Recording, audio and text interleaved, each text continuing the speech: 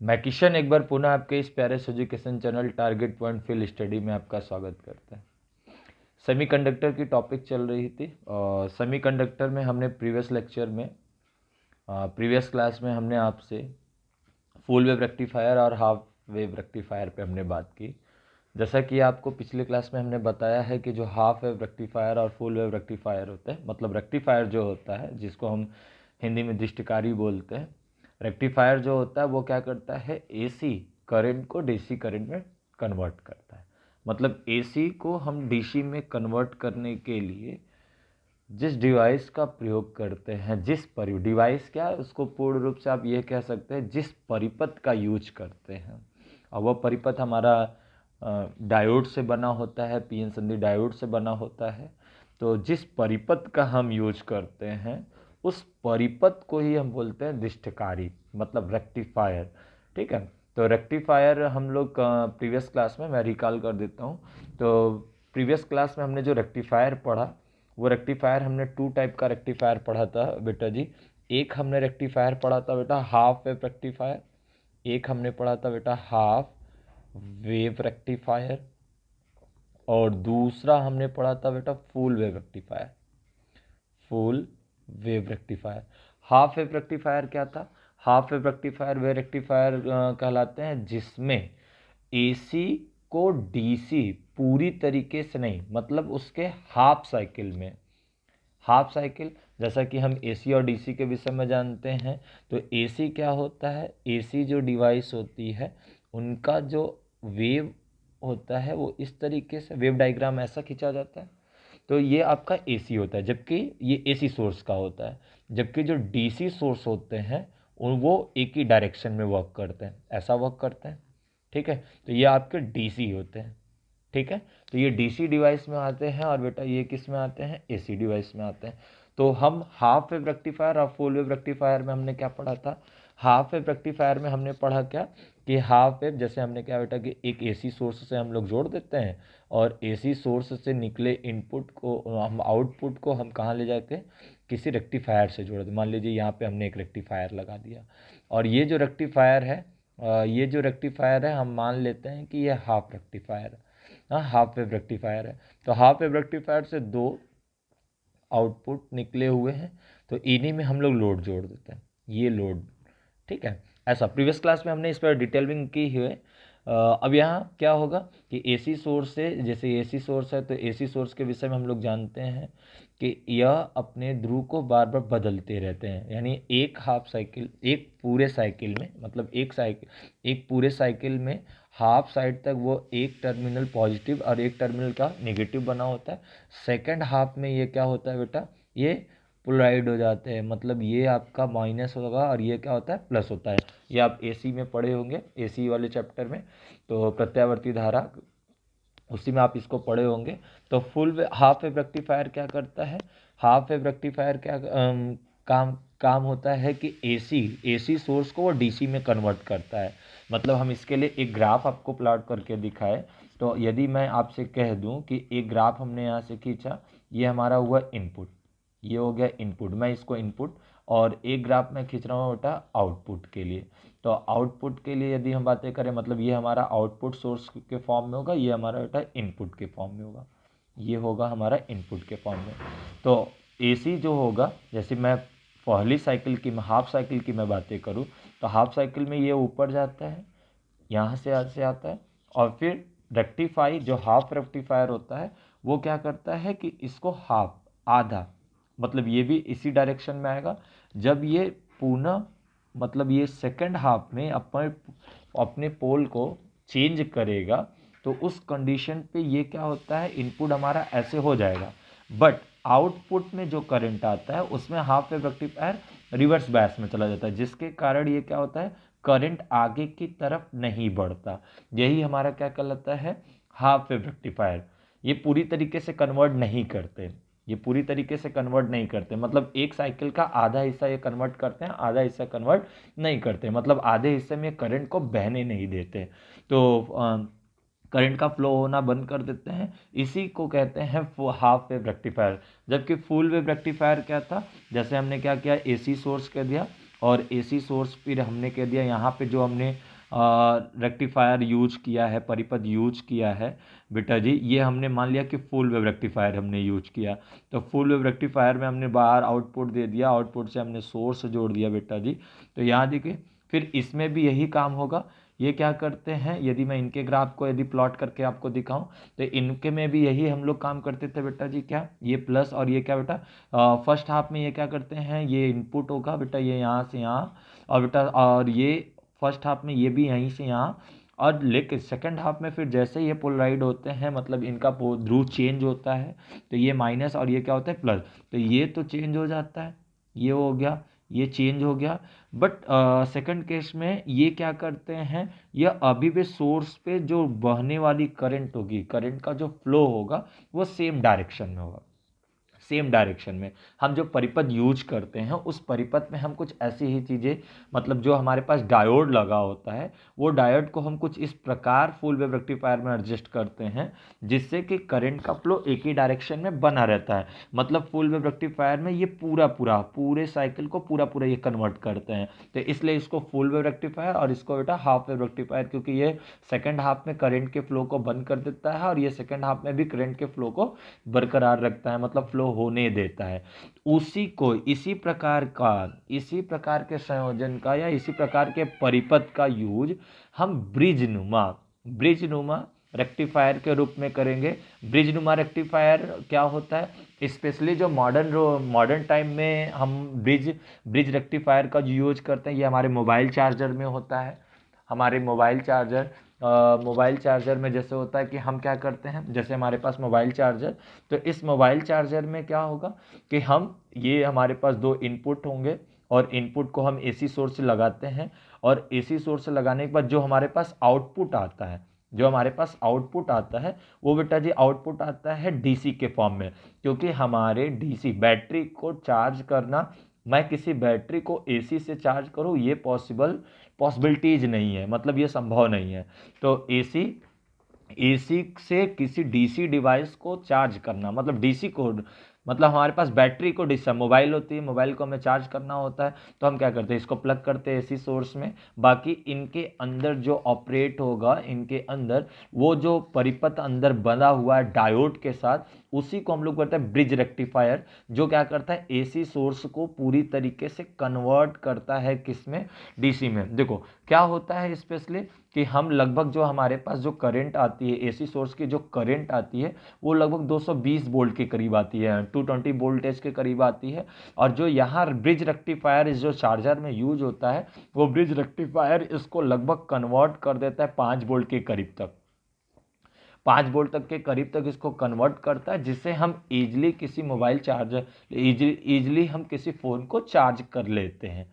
ठीक है, तो अब ये कन्वर्ट होने का जो तरीका है 220 से 5 वोल्ट, ये तो ट्रांसफार्मर का खेल हुआ। ये ट्रांसफार्मर आप पढ़े हैं, स्टेप अप स्टेप डाउन, दो प्रकार के ट्रांसफार्मर जिसमें हम वोल्टेज को बढ़ाते हैं और वोल्टेज को घटाते हैं। यहाँ वोल्टेज ड्रॉप हो रहा है, तो ये जो काम करता है ये तो ट्रांसफार्मर। आप चार्जर के अंदर आप देख लेंगे, चार्जर को अपने खोल के अंदर देखेंगे, छोटा सा ट्रांसफार्मर होता है जो इस वोल्टेज को क्या करता है, ड्रॉप कर देता है। तो मतलब 220 वोल्टेज से 5 वोल्टेज में कन्वर्ट कर देता, 5 वोल्ट में कन्वर्ट कर देता है, और कन्वर्ट कर देता है जिससे हम इजीली किसी फ़ोन को चार्ज कर लेते हैं। और रही बात कि ये वर्क कैसे करते हैं, ये तो वर्क समझ में आया कि ठीक है ट्रांसफार्मर ये काम कर देता है, 220 वोल्ट को घटा के 5 वोल्ट में कन्वर्ट कर देता है, ये काम तो समझ में आया। अब इसी चीज को डायोड में कैसे कहते हैं, रेक्टिफायर हुआ कैसे, इस बात को, और फुल वेव रेक्टिफायर, जबकि फुल वेव में हम देख रहे हैं कि करंट का फ्लोमेंट किसी भी क्षण बंद नहीं होगा। ठीक है, किसी भी क्षण करंट का फ्लोमेंट बंद नहीं होगा। तो उसी फुल वेव रेक्टिफायर के बारे में हम लोग पढ़ेंगे। तो फुल वेव रेक्टिफायर क्या होता है, उसके कुछ परिभाषा। तो जो फुल वेव रेक्टिफायर होगा, फुल वेव रेक्टिफायर, जैसा कि यहाँ देखिए इसका परिपथ आपके सामने है, ये इसका परिपथ, ये सर्किट उसका फुल वेव रेक्टिफायर का। फुल वेव रेक्टिफायर जो ब्रिज नुमा, जो ब्रिज होगा, जो ब्रिज हमने बनाया है ना, ये ब्रिज नुमा, ये आपका क्या हो जाएगा, ब्रिज नुमा, ये ब्रिज होगा। ठीक है, अब इस ब्रिज का प्रयोग करते हैं हम लोग। ठीक है, इस ब्रिज में इस ब्रिज नुमा डायोड को लगाते हैं, और इससे हम पूरी तरीके से, जैसा कि अभी मैंने आपको बताया कि 220 वोल्ट को 5 वोल्ट में कन्वर्ट तो ट्रांसफार्मर करता है, लेकिन ये पॉसिबिलिटीज कैसे होता है कि वो एसी सोर्स को डीसी में कन्वर्ट करना, क्योंकि एसी से किसी डीसी डिवाइस को चार्ज करना ये तो पॉसिबिलिटीज नहीं है, पॉसिबल नहीं होता। मतलब हमें डीसी में कन्वर्ट करना है, डीसी हमको देना है जिससे वो बैटरी हमारे पास इजिली चार्ज हो पाए। ठीक है, तो अभी मैं क्या करता हूँ कि यहाँ देखें, ये सर्किट से दो दो आउटपुट निकले हुए हैं बेटा जी। यहाँ देखें, एसी से दो आउटपुट निकला हुआ, यहाँ से इस सर्किट से एक बेटा जी, एक देखिए यहाँ से एक तार निकला हुआ है, यहाँ पे आया हुआ, यहाँ से एक तार निकल के बेटा एक यहाँ आया। ठीक है, ये हमारे दो आउटपुट, जैसे कि चार्जर में होता है, तो चार्जर्स में ये होता है ना, ये सिरा ये, तो इसके दो तार आए होंगे, एक ये और एक ये। ठीक है, तो इसी को हम आउटपुट कह रहे हैं। तो इसी में मान लीजिए हमारा कोई फ़ोन लगा, ये हमने लोड दे दिया। ठीक है, हमने इसी को कह दिया कि ये लोड है, और इसी लोड में करंट को हम यदि एक दिशा में रख पाते हैं तो इस प्रकार हम समझ जाते हैं कि जो करंट है वह पूरी तरीके से डीसी में कन्वर्ट हो चुका है। ठीक है, और देखिए यहाँ पे एक यहाँ पे देखिए, ये तो दो आउटपुट हो गए। इनपुट सोर्स देखिए, एक यहाँ पे मैं रेड पेन का यूज कर लेता हूँ। मैं यहाँ पे देखें, ये आपका ये और ये सिरा देखिए, ब्रिज में दो सिरे, मैं नामकरण कर दूं तो बेटा हम इसको पी कर लेते हैं और इसको हम क्यू कर लेते हैं। तो ये बेटा पी और क्यू जो सिरा है ये एसी सोर्स से जुड़ा हुआ है, और जबकि आर और एस सिरा हमारे पास आउटर से जुड़ा हुआ है। ठीक है, तो अब यहाँ बेटा जी यहाँ ध्यान दें, तो एसी सोर्स का नेचर आपको पता है। एसी सोर्स हमें पता है कि यदि फर्स्ट हाफ में देखो, मैं फिर से बात करूँ, एसी सोर्स की हम बात करें, जैसे हमारे पास ये सर्किट है, तो यहाँ एसी सोर्स लगा है, तो अभी फर्स्ट हाफ में मैं देखूँ तो करंट ऐसे फ्लो हो रहा, और सेकंड हाफ में देखूँ तो करंट ऐसे फ्लो होने लगता है। तो करंट तो हमेशा कंटिन्यूसली चेंज होता रहेगा, बार बार एक साइकिल में दो दो मोड पे ये काम कर रहा है। एक बार करंट का नेचर ऐसा रहा, करंट ऐसी डायरेक्शन में फ्लो हुआ, क्लॉकवाइज हुआ, फिर सेकंड हाफ में बेटा ये एंटी क्लॉकवाइज हो जाना है। तो इस प्रकार का करंट के पास नेचर है, एसी करंट हमारे पास ये इसी के नेचर को इसी को कहते हैं। तो बेटा जी यहाँ देखिए कैसे काम कर रहा है पूरी तरीके से एसी डिवाइस, एसी को डीसी में कन्वर्ट कर रहा है। तो हमने मान लिया, रैंडम मान रहा हूँ, मान लिया कि किसी क्षण यहाँ पे यदि ये पॉजिटिव हुआ, ध्यान दीजिए, किसी क्षण फर्स्ट साइकिल का मैं हाफ ले रहा हूँ, फर्स्ट हाफ ले रहा हूँ, तो यहाँ पॉजिटिव हुआ, यहाँ निगेटिव हुआ, ध्यान दीजिए। जब यहाँ ये पॉजिटिव होगा, यहाँ निगेटिव होगा, ध्यान रखिएगा। तो ये पॉजिटिव सिरा यहाँ आ जाएगा, तो यहाँ पे बेटा, यहाँ पे देखो करंट स्प्लिट होना चाहेगा, करंट दो सेक्शन में बंटना चाहेगा, पॉजिटिव, तो यहाँ करंट दो सेक्शन में बंटना, स्प्लिट होना चाहेगा। बट यहाँ देखें, जैसा कि हमें पता है कि किसी डायोड में, हमें पता है कि डायोड का ये जो सिरा होता है ये पी सिरा होता है और ये एन सिरा होता है। जब पी सिरे से करंट प्रवेश करती है तब ये डायोड कहाँ चला जाता है, फॉरवर्ड बायस में चला जाता है। जब करंट, ध्यान दीजिएगा, जब करंट इंटर एन सिरे से करता है तो उस कंडीशन पे ये रिवर्स वाल, मतलब इस कंडीशन पे धारा का प्रवाह क्या हो जाता है, टोटली बंद हो जाता है, और इस सिचुएशन पे करंट इजीली फ्लो होने लगता है। बात समझ में आ रही है? इस कंडीशंस पे करंट इजीली फ्लो होने लगता है, ध्यान रखिएगा। तो मतलब जब करंट पी से प्रवेश करे, पी से इंटर करे ना, पी डायोड से पी सेमीकंडक्टर से प्रवेश करे, तो वो आपका फॉरवर्ड बायस में चले जाएगा, जिसको हम हिंदी में कहते हैं अग्रभिनत। फिर उसके बाद यदि एन सिरे से प्रवेश करता है तो वो क्या होता है, रिवर्स बायस में चला जाता है, उस समय करंट का फ्लोमेंट बंद हो जाता है। तो यहाँ देखें, तो यहाँ पे देखिए ये एन सिरे के तरफ प्रवेश करेगा, तो मतलब ये जो डायोड है, ध्यान रखिएगा, ये जो डायोड है ना, यहाँ पे मैं इस वाले नंबरिंग की बात कर लूँ तो पी क्यू के बीच में जो डायोड है, इसमें किसी भी प्रकार का करंट इंटर नहीं करेगा। मतलब फिर करंट यहाँ गया होगा, और ये इसका पी सिरा, इसका ये एन सिरा, मतलब करंट इस डायरेक्शन में आया, ध्यान रखिएगा, करंट इस डायरेक्शन में आया और ये यहाँ से होते हुए इस लोड में प्रवेश किया। अभी देखिए करंट का डायरेक्शन समझिएगा, ये करंट का डायरेक्शन है, ये इसी में लोड पे प्रवेश किया। फिर उसके बाद ये ऐसे इंटर, देखिए ऐसे प्रवेश करते हुए ऐसे बाहर लोड से बाहर निकल कर फिर ये ऐसे जाएगा, फिर ये यहाँ आएगा, ध्यान रखिएगा। अब यहाँ करंट स्प्लिट फिर होना चाहता है, जबकि करंट यहाँ नीचे वे से होके चला आएगा, ठीक है। आपके पास क्वेश्चन बना होगा कि ये करंट ऊपर भी जा सकता है। तो बेटा जी एक बात ध्यान दे लें कि करंट जब यहाँ से पास हुआ तो हायर वोल्टेज के साथ इंटर किया होगा। तो हायर वोल्टेज के साथ जब इंटर किया होगा तो बेटा फिर वोल्टेज ड्रॉप हुआ, फिर वोल्टेज और ड्रॉप हुआ, फिर वोल्टेज और, फिर लोड है तो और ड्रॉप हुआ होगा, फिर बाहर आया बेटा, फिर यहाँ पे आया। तो यहाँ जो वो लोड है, यहाँ जो वोल्टेज है बेटा वो मिनिमम है और यहाँ क्या बेटा मैक्सिमम है। तो करंट का फ्लोमेंट मैक्सिमम से मिनिमम होता है या मिनिमम से मिनिमम से मैक्सिमम होगा, ठीक है। तो यहाँ जो करंट का फ्लोमेंट होगा वो मैक्सिमम से क्या होगा, मिनिमम। इसलिए करंट उल्टा तो ऊपर जाएगा नहीं, मतलब करंट तब ऊपर ना जाके कहाँ चला जाएगा, आर से क्यू में चला आया। तो करंट इससे होते हुए, ऐसे करंट होते हुए फिर क्यू से, अब देखिए फिर आप कहेंगे यहाँ करंट नहीं गया ना, करंट यहाँ नहीं गया बेटा जी। जब करंट यहाँ नहीं गया क्यों, फिर भी ये बेटा मैक्सिमम और ये क्या बेटा मिनिमम। मतलब इन दोनों ब्रांच में करंट, ऐसा नहीं कह रहा हूँ कि रिवर्स में चला गया, इन दोनों ब्रांच में करंट अभी भी देखो ये पी सीरीज से इंटर कर सकता था, अभी भी ये रिवर्स फॉरवर्ड में ही है, ये भी फॉरवर्ड में है बेटा जी। बट यहाँ पे बेटा ये दोनों मैक्सिमम वोल्टेज को प्राप्त कर चुके हैं और ये दोनों जो पॉइंट है बेटा ये मिनिमम, और करंट हमेशा मैक्सिमम से कहाँ जाती है बेटा, मिनिमम। तो बेटा ये ऊपर ना जाके फिर ये बाहर निकल के एसी सोर्स के नेगेटिव तरफ।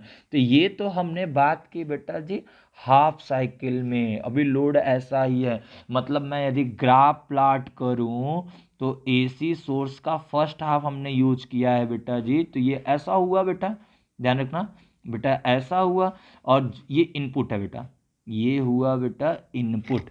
तो इनपुट हो गया और बेटा आउटपुट जो मिला है, अभी करंट इसी डायरेक्शन में बेटा जी, हाँ यहाँ ये होगा बेटा, ये आउटपुट बेटा। तो ये हो गया बेटा आउटपुट, ठीक है। अब यदि मैं सेकंड हाफ की बात करूँ बेटा, सेकंड हाफ की बात करूँ आपसे, तो ध्यान रखो बेटा। अब मैं अभी ब्लू पेन से दिखा रहा था, अब मैं रेड पेन से दिखाऊंगा। तो अभी बेटा क्या करना है कि जब सेकंड हाफ में देखेंगे तो इनके ध्रुव चेंज हो जाते हैं। मतलब अब ये सेकंड हाफ, ये फर्स्ट हाफ में था बेटा, अब मैं सेकंड हाफ का मैं डायरेक्शन यहाँ दिखा लेता हूँ।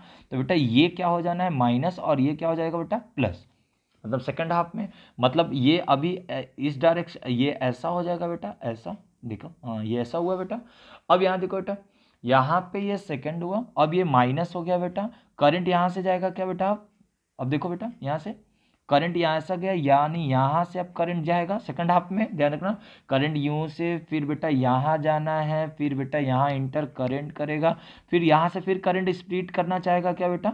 तो जब स्प्लिट करना चाहेगा तो बेटा अब यहाँ देखो करंट ऊपर जाएगा नहीं, क्योंकि यहाँ पे एन सिरे से प्रवेश कर रहा है। जैसा ही एन सिरे में प्रवेश करेगा बेटा ये रिवर्स में चला जाएगा, और ये किस में जगह पी सिरे से प्रवेश कर रहा है तो बेटा ये किस में चला जाएगा, फॉरवर्ड में। तो बेटा करंट तो ऐसे चला गया बेटा, करंट देखो बेटा ऐसे गया, ध्यान देना करंट अब ऐसे गया, फिर बेटा यहाँ से देखो करंट जाएगा, फिर स्प्लिट होना चाहेगा बेटा, फिर ये बेटा एन सिरा, ये बेटा क्या होगा एन सिरे के साथ जाएगा। मतलब आप कह दे कि करंट ऐसे जाना चाहिए, लेकिन ऐसा तो होगा नहीं बेटा, करंट वहाँ जाएगा क्योंकि एन सिरे में, तो ये भी रिवर्स में चला जाएगा। तो बेटा फिर ये करंट ऐसे गया, मतलब यहाँ पे, फिर बेटा यहाँ पे ऐसे रीजन। देखो अभी डायरेक्शन दोनों का सेम है क्या, चाहे मैं जैसे भी करंट लेकर गया हूँ कि डायरेक्ट, लेकिन लोड में करंट देखो एक ही डायरेक्शन में आ रहा है क्या बेटा।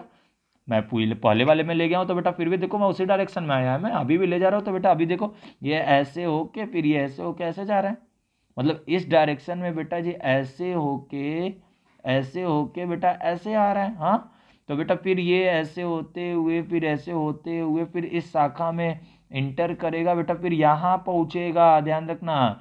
तो जब यहाँ पहुँचेगा तो अब ध्यान रखो बेटा, तो मैक्सिमम ये है या ये, अब क्यू मैक्सिमम हो गया क्योंकि स्टार्टिंग में करंट यहीं से गई थी।